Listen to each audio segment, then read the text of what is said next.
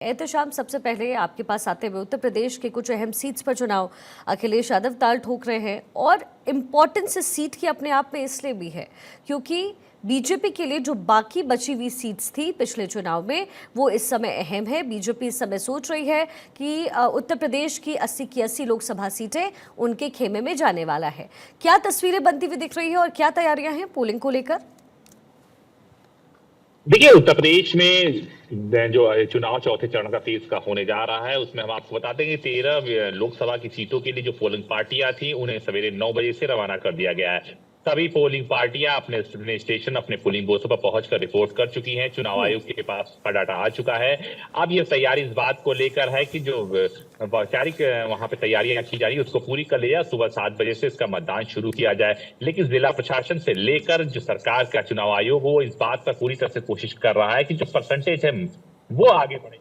जनता party ने कई round की बैठक की है। खुद उत्तर प्रदेश के मुख्यमंत्री योगी आदित्यनाथ ने बैठक किया। आज बाकायदा अमित शाह उत्तर प्रदेश के दौरे पे, उन्होंने बाकायदा अपनी पार्टी संगठन को दिशा निर्देश दिया है कि अधिक से अधिक जो उनके पन्ना कार्यकर्ता है, बूथ कार्यकर्ता है, वो लगातार लोगों को घर से निकालकर वोटिंग पोल करे। रही बात सियासी घमासान की, तो उत्तर प्रदेश में कहीं न कहीं भारतीय जनता पार्टी और इंडिया गठबंधन की सीधी लड़ाई है और जो कल वोटिंग होने जा रही है उसमें सबकी नजरें खास तौर से कन्नौज पर रहेगी, जहां उत्तर प्रदेश के पूर्व मुख्यमंत्री अखिलेश यादव चुनाव लड़ रहे हैं। वहीं अगर हम बात करें लखीमपुर खीरी से अजय मिश्रा टेनी, जिनको लेकर काफी विवाद हुआ था किसानों से लेकर, गृह राज्य मंत्री हैं, उनको लेकर काफी सुर्खियां रही है। उनको लेकर लोगों की नजरें टिकी रहेगी। वही उन्नाव सीट भी काफी सुर्खियों में रही है, उसको लेकर भी कल वोटिंग होनी है। कानपुर में कल वोटिंग होनी है, इसके बाद शाहजहांपुर, धरौरा, तमाम ऐसी सीटें हैं। लेकिन अगर हम बात करें उत्तर प्रदेश के पूरे समीकरण की, जिस तरह से चुनाव पूर्वांचल की तरफ बढ़ रहा है उसी तरह से कहीं न कहीं दोनों राजनीतिक पार्टियों की धड़कनें भी बढ़ती चली जा रही है। उत्तर प्रदेश में जो पोलिंग परसेंटेज है वो लगातार कम होता जा रहा है। इसको लेकर कहीं न कहीं भारतीय जनता पार्टी भी काफी परेशान है और खासतौर से इंडिया गठबंधन भी परेशान है, क्योंकि जिस तरह से दूसरे राज्यों के देशों में वोटिंग परसेंटेज बढ़ा है, वोटिंग पर अच्छी हो रही है, उससे साफ तौर से समझ में आ रहा है कि जो वोटर्स है वो घरों से निकल रहा है। लेकिन यहाँ पर कहीं न कहीं मायावती की जो पार्टियां सभी सीटों पर चुनाव लड़ने के बाद कहीं न कहीं यहाँ से राजनीतिक समीकरण भी गड़बड़ा चुका है और साथ तौर से कहीं ऐसी भी चीजें देखने को मिली है जो प्रत्याशी उनका भी विरोध देखने को मिला है। तो चौतरफा लड़ाई देखने को मिल रही है और कुल मिलाकर के एहतशाम ये समीकरण क्या बनेंगे और किसके पक्ष में जाएंगे ये देखना दिलचस्प होगा। अखिलेश सोलंकी भोपाल से हमारे साथ कनेक्टेड हैं। अखिलेश, वहां पर क्या कुछ समीकरण बनता हुआ नजर आ रहा है? क्योंकि मध्य प्रदेश, उसकी जो सीटें हैं वो अपने आप में बहुत अहम है और ना केवल मध्य प्रदेश बल्कि इस समय पूरे देश की अगर तस्वीर देखें तो तुष्टीकरण की राजनीति वो की जा रही है। इसके साथ ही जो कुछ दावपेच कांग्रेस खेल रही है, बीजेपी उसे हाथों हाथ ले रही है। मध्य प्रदेश में क्या तस्वीर मिल रही है? शिखा, शिखा, मध्य प्रदेश का जिक्र करें तो जिस तरह से हमने देखा कि जो अंतिम चरण है मध्य प्रदेश के लिहाज से 8 सीटों पर चुनाव है और मालवा निमाड़ जो कि मुख्यमंत्री का अपना गढ़ है, उज्जैन से मुख्यमंत्री खुद आते हैं, वहां पर चुनाव होने जा रहा है। इंदौर, जहां से कांग्रेस के प्रत्याशी ने नामांकन विड्रॉल किया था, एक बड़ी चुनौती बीजेपी के लिए इसलिए है क्योंकि कांग्रेस ने यहां पर कॉल दिया है कि नोटा पर वोट करें, यानी कि कांग्रेस के जो सपोर्टर्स है वो नोटा को वोट करें। तो बड़ा रोचक होगा कि इंदौर में कितने वोट नोटा को मिलते हैं। और आज एक रैली, एक तरह से लोगों को जागरूकता करने के लिए घर घर जाके दिग्विजय सिंह भी इस बात की बात कर रहे हैं। अगर हम मुकाबले की बात करें तो जो 8 सीटें हैं उनमें 3 सीटें ऐसी हैं, रतलाम, झाबुआ, धार और खरगोन, जहां पर कांग्रेस मुकाबले में नजर आ रही है कि कांग्रेस का होप मध्य प्रदेश में जो है आदिवासी वोट बैंक है और आदिवासी सीटें हैं। तो आदिवासियों की संख्या ज़्यादा जहां पर है वहीं पर कांग्रेस दाव खेलती नजर आ रही। तो मालवा की जो 5 सीटें हैं वहां पर बीजेपी अपर हैंड में है, लेकिन यकीनन जो निमाड़ की सीट है जो कि आदिवासी बेल्ट है वह बीजेपी को कहीं ना कहीं मुश्किलों का सामना करना पड़ रहा है। अब देखना यह होगा कि मुश्किलों के सामने में क्या वोटों की संख्या कम होती है या जीत हार में भी कुछ बदलेगा। लेकिन कांग्रेस की उम्मीदें धार, खरगोन और झाबुआ से हैं। तो रोचक मुकाबला है मध्य प्रदेश में भी। शिखा जी बिल्कुल। अस्मित हमारे साथ पटना से कनेक्टेड है। अस्मित, हाई प्रोफाइल सीट्स, सबसे बड़ी बात यही गिरिराज सिंह जो कि अपने बयानों के लिए खूब सुर्खियां बटोरते हैं और जो तेवर है बड़े तीखे हैं उनके, नित्यानंद राय वो भी इसी तरीके से नज़र आते रहे हैं, संसद में हमने देखा है। ऐसे में वहाँ पर क्या तैयारियाँ हो रही हैं और बिहार की इन सीट्स पर क्या रुख लोगों का इस समय नजर आ रहा है? समीकरण क्या बन रहे हैं? तुष्टीकरण की राजनीति जो खूब की गई है बीजेपी की तरफ से, क्या ये काम आने वाली है बीजेपी के लिए? बिल्कुल, कल देखिए 13 मई को मतदान होना है शिखा, और बिहार के 5 सीट मुंगेर, समस्तीपुर, उजियारपुर, दरभंगा, समस्तीपुर, ये ऐसी सीटें हैं जहां पर कल मतदान होना है।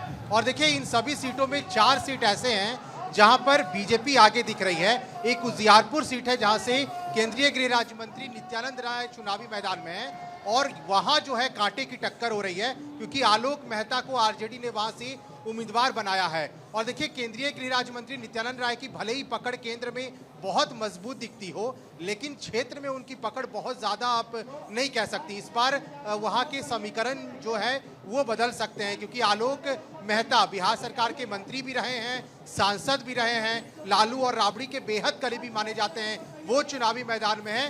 तो ये कहा जा सकता है कि उजियारपुर एक ऐसी सीट है जहां पर कांटे की टक्कर होने वाली है। लेकिन 4 सीट समस्तीपुर, दरभंगा, ये ऐसी सीटें हैं जहां पर बीजेपी आगे दिख रही है। समस्तीपुर से बिहार सरकार के 2 मंत्रियों के बेटे और बेटी के बीच सीधा टक्कर होना है, जहां एलजेपीआर ने सांभवी चौधरी को उम्मीदवार बनाया है। सांभवी चौधरी बिहार सरकार के मंत्री अशोक चौधरी की बेटी हैं, तो वहीं सन्नी हजारी जो हैं वो बिहार सरकार के मंत्री के बेटे हैं महेश्वर हजारी के। वहां भी सांभवी चौधरी एनडीए की प्रत्याशी आगे दिखती हैं। दरभंगा से भी गोपाल जी ठाकुर आगे दिखते हैं। बेगूसराय से गिरिराज सिंह आगे दिखते हैं। भले ही मोदी मैजिक से अगर उजियारपुर की सीट निकल जाए तो ये एनडीए के लिए प्लस पॉइंट हो जाएगा। लेकिन समीकरण ये बताते हैं कि 4-5 सीट पर, एक सीट को छोड़कर 4 सीट पर ऐसी पकड़ बीजेपी की दिखती है कि वहां जो है आसानी से जीत हासिल की जा सकती है। और आज जब प्रधानमंत्री भी जब रोड शो करने वाले हैं पटना में, तो वो सीधे मैसेज जो है बिहार के लोगों को जाएगा। प्रधानमंत्री का ये सीधे रोड शो बिहार के तमाम लोगों तक जाएगा कि एनडीए ने विकास के नाम पर काम किया है और आगे आने वाले चुनाव में इसी विकास के नाम पर वोट दे लोग। अच्छा, देखिए, बीजेपी जो है वो इस समय कुछ ऐसे रीजन्स हैं जहां से बहुत ज़्यादा उम्मीद लगाए बैठी है। तजमुल, श्रीनगर, कश्मीर, कमोबेश वो ऐसी जगह है जहां से उम्मीद बीजेपी को है। क्या कुछ समीकरण वहां दिख रहे हैं आपको? शिखा, जम्मू कश्मीर की सियासत जो है वो 2024 में भी उसी मोड़ पे है, उसी ट्रैक पे है जो आज से कई साल पहले थी। क्योंकि बीजेपी का कोई भी कैंडिडेट जो है कश्मीर घाटी से चुनावी मैदान में डायरेक्ट नहीं है।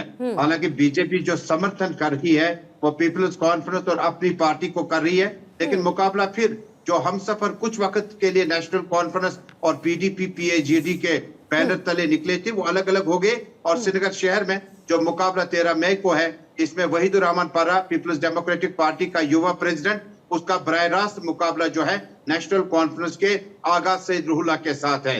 यानी श्रीनगर का जो डिलिमिटेशन हुआ है उसमें पुलवामा के कुछ इलाके जोड़ दिए गए जो 2018 के लोकसभा चुनाव में साउथ कश्मीर का सीट कहलाता था। आपकी बार डिलिमिटेशन या परिसीमन के बाद ये स्थिति बदल गई। लेकिन साउथ कश्मीर का पुलवामा, त्राल, अवंतीपोरा, शोपियान, ये वो इलाके हैं जो मिलिटेंसी प्रभावित होने के बाद बाइकॉट से बहुत ज्यादा प्रभावित होते थे। लेकिन आपकी बार जो कि धारा 370-35 से खत्म होने के बाद, उसके एब्रोगेशन के बाद बहुत बड़ा पहला इस तरह से डेमोक्रेटिक जो जश्न है, जो लोकसभा का चुनाव है उसमें लोग आपकी बार घरों से बाहर आकर वोट देंगे क्योंकि परिस्थिति जो है सिक्योरिटी सिनेरियो की बीजेपी के मुताबिक बदल चुकी है। वोटिंग परसेंटेज जो किसी वक्त में 12, 14, 18% होता था, मिलिटेंसी प्रभावित इलाके थे, अब वोटिंग परसेंटेज बढ़ जाएगा। लेकिन सियासी हरीफ में कोई तब्दीली नहीं आई। देखा, आज भी ग्राउंड पे क्योंकि जम्मू में जब 2 सीटों का इलेक्शन हुआ, डॉक्टर जितेंद्र सिंह का और उसके बाद जुगल किशोर का, बीजेपी वर्सेस कांग्रेस था और वहां पीडीपी और नेशनल कॉन्फ्रेंस ने इंडिया अलायंस के बैनर तले वहां उनको सपोर्ट किया। कश्मीर आते आते उमर अब्दुल्ला ने इंडिया अलायंस को तो माना, लेकिन पीएजीडी को खत्म करने के बाद यहाँ पीडीपी का मुकाबला नेशनल कॉन्फ्रेंस के साथ है। लेकिन मौसम बहुत ज्यादा अबरालुदा है, बारिशें बहुत ज्यादा होती है।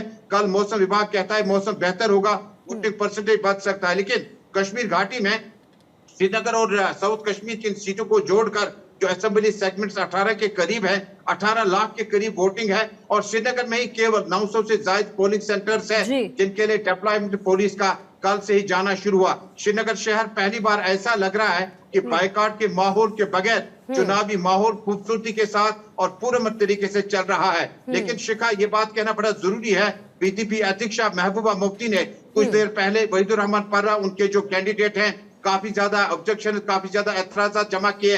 कहा कि कुछ लोगों को अरेस्ट किया गया, कई लोगों पर जगहों पर रेस्ट्रिक्शंस बढ़ा दी गई।